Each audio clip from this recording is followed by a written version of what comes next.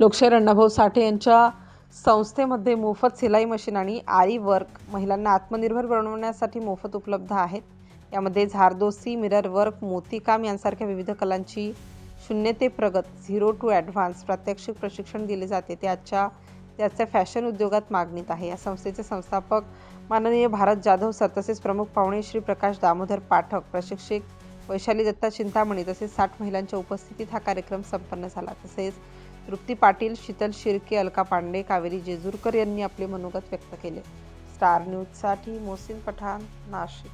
त्याचे आपण पुढे 2-3 पावलं जाऊन काही गोष्टी एकदम सुंदर शिकलोय. त्याचा आज प्रोग्राम मॅमनी ठेवलाय आणि सरांच्या हस्ते आपल्याला आज सगळ्यांना सर्टिफिकेट मिळणार आहे. त्याबद्दल सर्वांचे अभिनंदन. ज्यांना आज सर्वांना सर्टिफिकेट मिळतील. माझी मुलगी पण 10वीला आहे. उद्यापासून तिचे पेपर सुरू होत आहे आणि मग ती मला विचारत होती, मम्मी या श्लोकचा अर्थ सांग मला.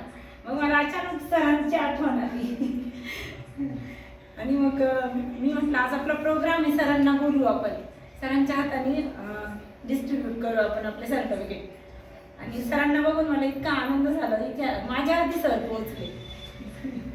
आणि आपले जाधव सरांनी आपल्याला म्हणजे शिवण क्लास, आरीवर्कसाठी खूप मोठा सपोर्ट केला आहे.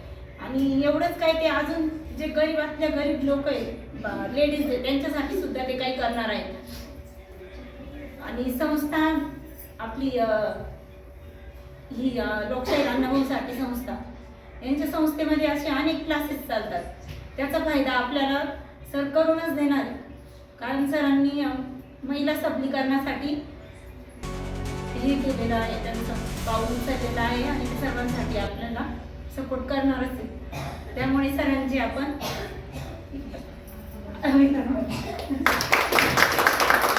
मॅडमकडनं आरीवर्कचा कोर्स हा पूर्ण केलेला आहे. आज त्याचं सर्टिफिकेट वाटपचा प्रोग्राम आहे. तर मॅडमकडनं आम्हाला भरपूर काही असं नवीन गोष्टी शिकायला भेटल्या आणि परत अजून त्या शिवण क्लास पण घेतात. म्हणजे ज्या गोष्टी आम्हाला माहीत नाही त्या आम्हाला शिकवून परत आम्हाला पुढं चालण्यासाठी की तुम्ही तुमच्या पायावरती उभ्या राहा, तुम्हाला ते पुढे कामात येईल लाईफमध्ये काही पण करायला. तर थँक्यू मॅडम. महिलांना आपण पाठक सरांच्या हस्ते सर्टिफिकेट देणार आहोत. ज्यांनी आपल्या जे शिक्षिका आहेत त्यांच्या वडिलांनाही घडवलं आणि त्यांनाही घडवलं आणि विशेष म्हणजे ते आमच्या संस्थेत काम करतायत. आम्हालाही म्हणजे योगायोग असा का 3ऱ्या-4थ्या पिढीपर्यंत तो एक संकल्प चालत आला. म्हणजे चांगलं पुढचं भवितव्य त्या पिढीनं घडवत आणलं. त्यांचे जे वंशज आहेत ते येणाऱ्या काळात ते महिलांना निश्चितच चांगल्या उंचीवर नेतील असं मी आशावाद व्यक्त करतो. पुढील काळासाठी आपण जे महिला सांगतील, महिला सबलीकरणावर आपले जे विषय असतील त्या विषयाला अनुसरून आपण प्रशिक्षित करणार आहोत. आणि याच्या अगोदर ज्यांनी प्रशिक्षण घेतलं त्यांना आपण आज ही सर्टिफिकेट देणार आहोत. माझं याही पूर्वी महिला सबलीकरणावर आपण ज्यावेळेस बोलतो त्यावेळेस एक सावित्रीची लेख म्हणून आणि जिजाऊची लेख म्हणून ज्यावेळेस तुम्ही इतरांच्या पुढे जातात तर त्यावेळेस तुमच्याकडं स्वाभिमान जर जिवंत असेल आणि कुठल्या प्रशिक्षणाचा तुमच्याकडं आस असेल तर पुढची पिढी घडवण्यासाठी आणि एक उद्योजक म्हणून, एक उद्योजिका म्हणून आपण त्याचा उपयोग होईल यासाठी हे प्रशिक्षण महत्त्वाचं आहे. आणि तेच खरं महिला सबलीकरण होईल असं मला वाटतं.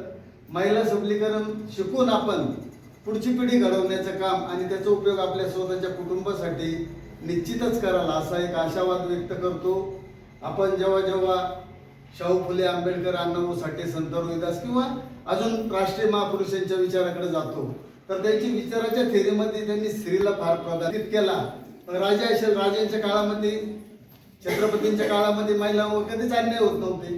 याचं कारण असं होतं की त्यांच्या क्षमतेमध्ये हे हेरलं होतं आणि पुरुष हे समान आहेत आणि तो दर्जा त्यांनी प्राप्त करून दिला.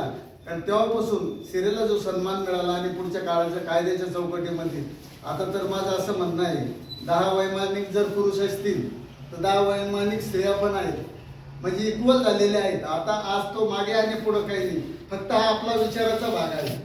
तुमच्याकडे बुद्धी असेल, कौशल्य असेल, पण ते झाकून न ठेवता त्यामधला वापर करावा आणि प्रॅक्टिकली मैं एक्चुअली मेरे को चला कि यहाँ कुछ संस्था वाले लोग ऑर्गेनाइज किए हुए हैं। और मैं शॉप पे गई थी ज्वेलरी वगैरह का सामान लेने, तो वहाँ उन्होंने बताया कि एक मैम है जो कि सिखाती है और संस्था, बहुत सारे संस्था वाले हैं जो उनसे जुड़े हुए हैं।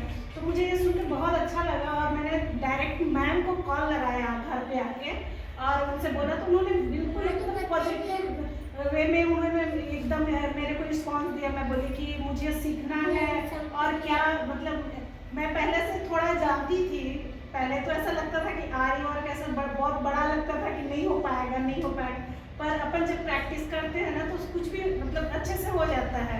तो मैम के यहाँ मैं जाके आई और उनसे मिली, तो उन्होंने बोला कि यहाँ चल रहा है, आप ज्वाइन करो, आपको अच्छा लगे। बहुत सारी चीज़ मैं नहीं जानती थी जो कि मैम ने मुझे गाइड किया और मुझे